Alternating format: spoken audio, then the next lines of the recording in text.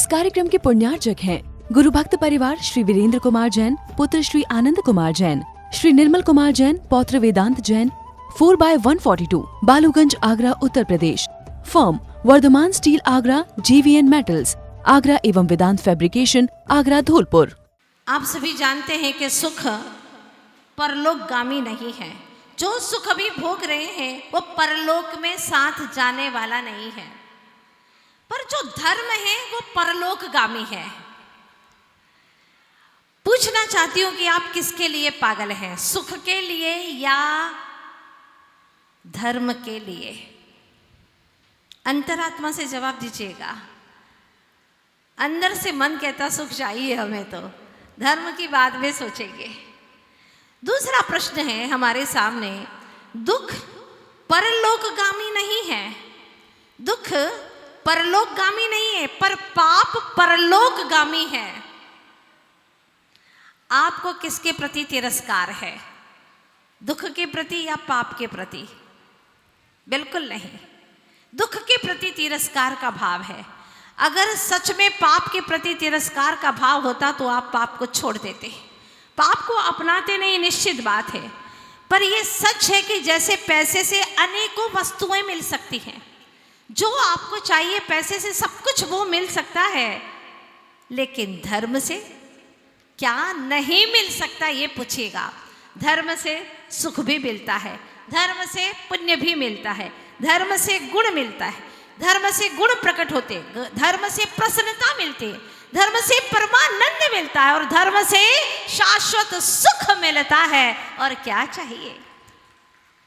सौभाग्यशाली हैं आप सभी लोगों ने धर्म करने का मन बना लिया है और पाप से अपना मुख मोड़ लिया है। पाप हमें हरगिज नहीं चाहिए, ये आपने तय कर लिया है। पूछना चाहती हूं, क्या पाप प्रकट करना आपको अच्छा लगता है? बोलो, आपके जो पाप किए हुए हैं उसको आप प्रकट करना चाहते हैं क्या? है कोई ऐसा शख्स जो अपने पापों को प्रकट करना चाहता हो? अगर कोई पाप को प्रकट करे तो क्या वह व्यक्ति आपको अच्छा लगता है? बोलिए ना, नहीं लगता। पर दिल को चुभने वाला प्रश्न ये है कि पाप छोड़ देना तुम्हें अच्छा क्यों नहीं लगता?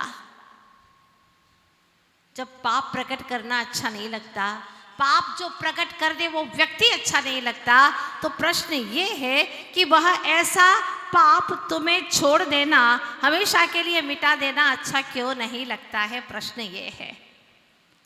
मन कहता है चाहते तो है लेकिन होता नहीं है। आखिर क्यों नहीं होता? क्योंकि धर्म के प्रति गाढ़ता नहीं है। जैसे त्योहार आते हैं आपकी जिंदगी में, आप कितनी उत्सुकता से तैयारी करते हैं, है ना? कोई त्योहार आते हैं आप बड़ी उत्सुकता से तैयारी करते हैं। मेहमान आता है घर में तो आप लोग तैयारी करते हैं। ऐसे ही धर्म के लिए तैयारी क्यों नहीं करते? अपने मन को तैयार क्यों नहीं करते?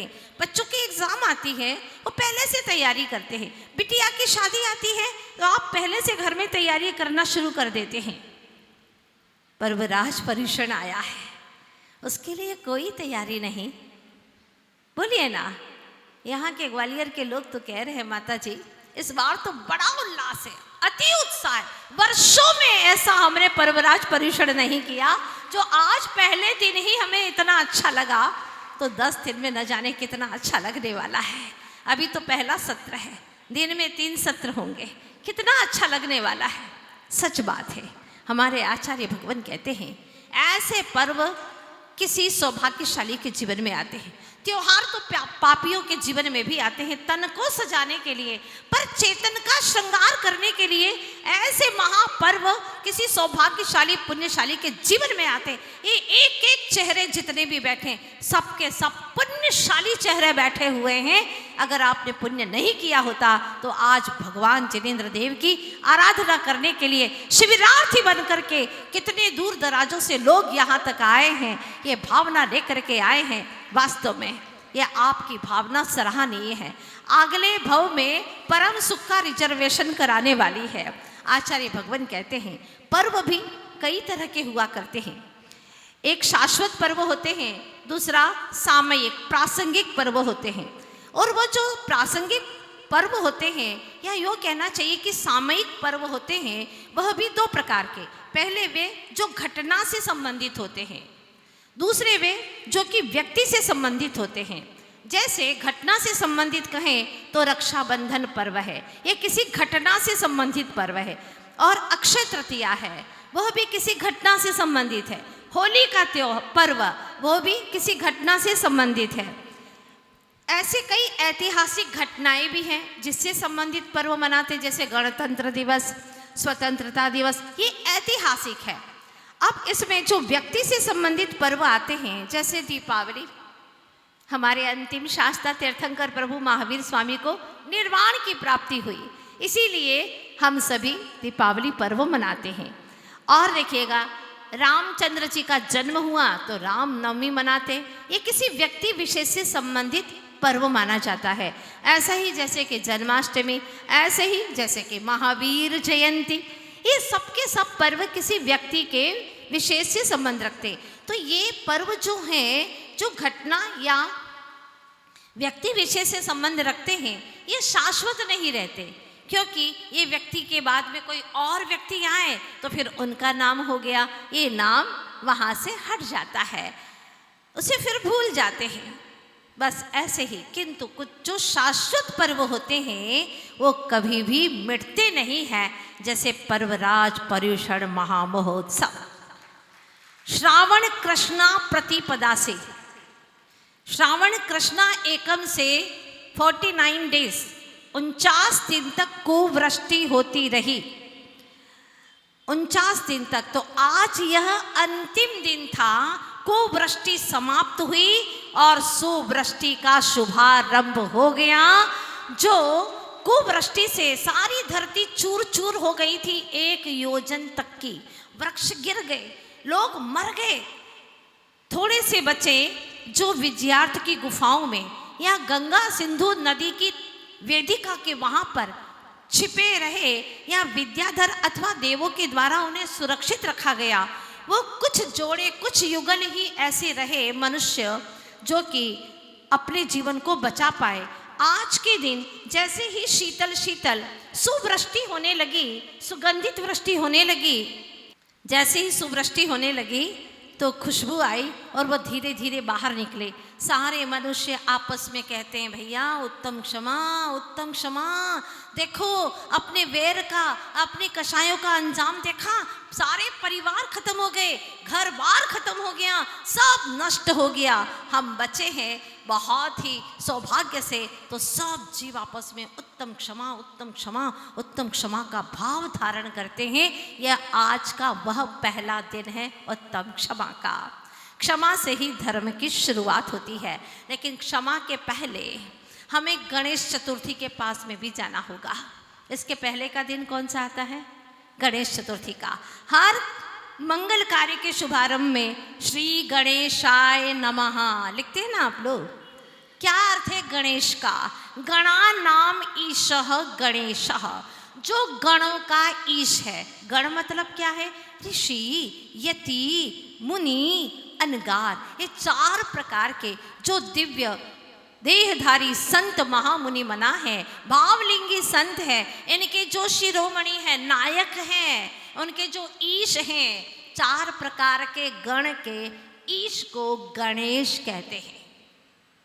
दूसरा नाम ग्रंथ में आता है गणधर स्वामी, जो 63 महारिद्धियों के स्वामी होते हैं। क्षमा धर्म को अपनाना है, क्षमा की अनुभूति करना है, तो ऐसे महान रिद्धिधारी महामुनि भगवंत जो गणेश गणधर कहलाते हैं, उनकी चरण शरण में जाना होगा, उनकी रिद्धि सिद्धि को हमें समझना होगा, उनके माध्यम से हमें ज्ञान को धारण करना होगा। आज भी लोग गणेश की मूर्ति बनाते हैं, देखी होगी आप लोगों ने, 4 भुजाएं बना देते हैं। ये क्या है?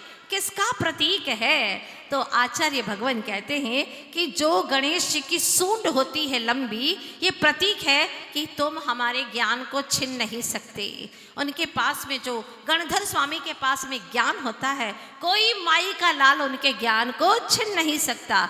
जैसे अगर कोई वस्तु छीन ले तो हाथी सूंड के माध्यम से फैला करके उसे ले लेता है, उसी तरह से ये प्रतीक है। पेट बड़ा विशाल होता है गणेश जी का, ये प्रतीक है कि इनके अंदर इतनी विशालता कि 63 विद्या उनमें समाहित हो गई है। 4 हाथ बनाए जाते हैं। ये प्रतीक है कि नियम से ये अनंत चतुष्टय के स्वामी होने वाले हैं। ये इसका प्रतीक माना जाता है, लेकिन लोग इस प्रतीक को समझते नहीं हैं और जो कुछ भी मन में आया वैसे मानते चले जाते हैं। तो आप समझ रहे हैं ना इस बात को कि गणेश किसे कहते हैं? जो गणों के ईश है, गणधर स्वामी हैं, जो अनंत चतुष्टय को नियम से प्राप्त करने वाले हैं, जिनके एक हाथ में पुस्तक रहती है, ये अनंत ज्ञान का प्रतीक है। एक हाथ में शंख रहता है, वो भगवान की दिव्य ध्वनि को बिखेरने वाले का प्रतीक माना जाता है। एक हाथ में कमल है जो हृदय की कोमलता का प्रतीक है। एक हाथ में लड्डू है जो नियम से अनंत सुख को पाने वाले हैं। लड्डू खाते हैं तो सुख मिलता है ना आपको, ये अनंत सुख का प्रतीक है। और आपने देखा होगा चूहे की सवारी पर बैठे हैं और हमारे ऋषि मनीषी कहते हैं चूहे की सवारी जिसकी चोंच बड़ी पैनी होती है, चूहे की, है ना, ऐसे ही जिनका ज्ञान बड़ा पैना होता है, इसके लिए उन्होंने लिखा है, दौलत राम जी ने भी लिखा है, जिन परम पैनी सुबुद्धि छेनी डारी अंतर भेदिया वर्णादि अनुरागादि ते निज भाव को न्यारा किया।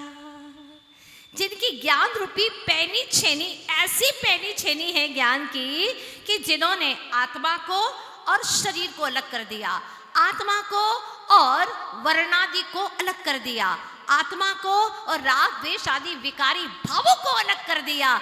ऐसी जिनकी ज्ञान की पैनी छेनी है, ऐसे महान ज्ञान के धारी गणधर स्वामी 4 ज्ञान के धारी होने से भी 4 हाथ बनाए जाते हैं। मति ज्ञान, शुद्ध ज्ञान, अवधि ज्ञान और मन परे ज्ञान, जिसके बारे में आज आप बहुत डिटेल में, बहुत आनंदमय प्रवचन से भी आपको ज्यादा आनंद आने वाला है दोपहर के प्रवचन के अंदर। बहुत अच्छा विषय, 4 हाथ के धारी वह गणेश क्यों होते हैं? क्योंकि वह 4 ज्ञान के धारी होते हैं। इस प्रकार से ये वर्णन किया गया। अब हमने गणेश जी को भी समझ लिया, पर क्षमा क्या है, कैसी होनी चाहिए क्षमा, इसके बारे में आप लोग भी जानना चाहते हैं। तो आचार्य भगवान कहते हैं जो क्षमा है, शब्द से अगर समझें तो क्षमा, क्षय से माँ यानी बचाने वाली है, उसका नाम है क्षमा। जो क्षय से, विनाश से बचाती है, उसका नाम है क्षमा। अगर व्याकरण की दृष्टि से देखें तो क्षमा शब्द क्षमुष धातु से बना है।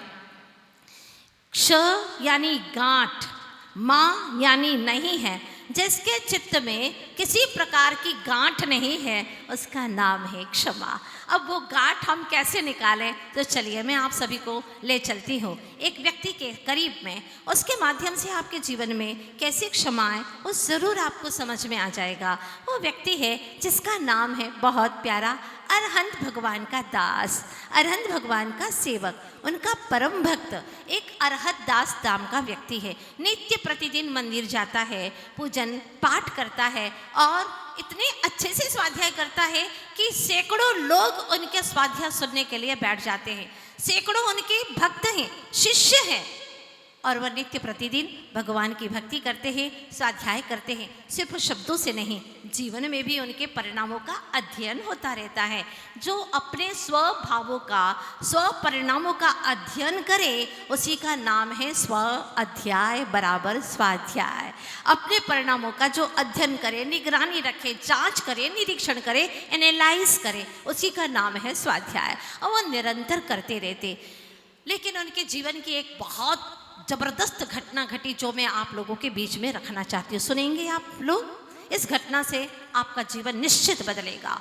वह जब भी अपने घर जाते तो मंदिर से घर उनका लगभग आधा किलोमीटर दूर था, लेकिन वो आधा किलोमीटर का रास्ता पार नहीं करते, बल्कि जो 1.5 किलोमीटर का रास्ता था उस रास्ते से जाते, मंदिर आते और जाते उसी रास्ते से।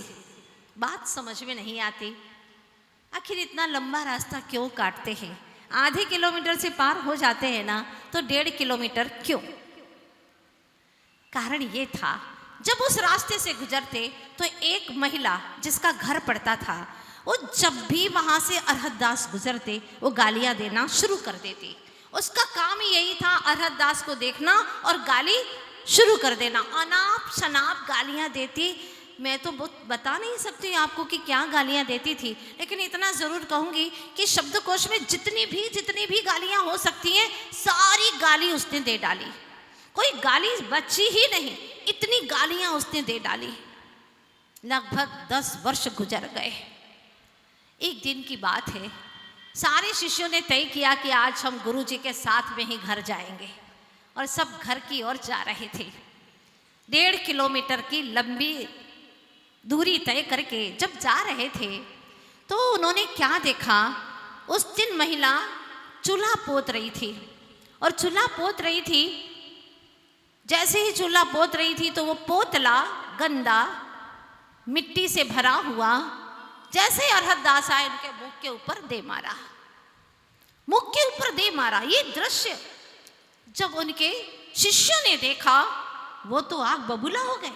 कौन सहन करेगा हमारे ज्ञानदाता गुरु के ऊपर इस तरह का उपसर्ग, और इस महिला के माध्यम से क्या बिगाड़ा है उन्होंने। वो तो किसी को एक शब्द कहते नहीं, कभी गुस्सा करते नहीं, फिर इनके ऊपर इतना आक्रोश क्यों, किस वजह से। पास का एक पड़ोसी व्यक्ति था, उसने कहा, अरे भाई गुस्सा मत हो, ये तो 10 साल से गाली दे रही है। हाँ, पोतला उसने आज फेंका है, 10 साल से रोज गालियां देती है, रोज अनाप शनाप बोलती है। अब तो शिष्यों का पारा चढ़ गया, बोले छोड़ेंगे नहीं उसको। ज्ञानी इस समय पर क्या विचार करता है, रे चेतन तूने किसी को सताया था, पहले तूने भी इसको कुछ न कुछ ऐसे शब्द कहे थे, वो पूरा अपना कर्ज चुका रही है, ऋण चुका रही है, इसमें इस महिला का कोई भी दोष नहीं है। ज्ञानी व्यक्ति अपने परिणामों को बदलता है, बदला लेने की कभी भावना नहीं करता। ये निश्चित है, ये ज्ञानी की परिणति है। क्योंकि अगर आप भी अपने गिरेबान में झांकेंगे तो पाएंगे कि तुमने अपनी आत्मा को कितना सताया है। बताओ। इस कार्यक्रम के पुण्यार्चक थे गुरु भक्त परिवार श्री वीरेंद्र कुमार जैन, पुत्र श्री आनंद कुमार जैन, श्री निर्मल कुमार जैन, पौत्र Vedant Jain, 4/142, Baluganj, Agra, Uttar Pradesh. Firm Vardhman steel Agra, JVN metals Agra एवं वेदांत फैब्रिकेशन आगरा, धौलपुर।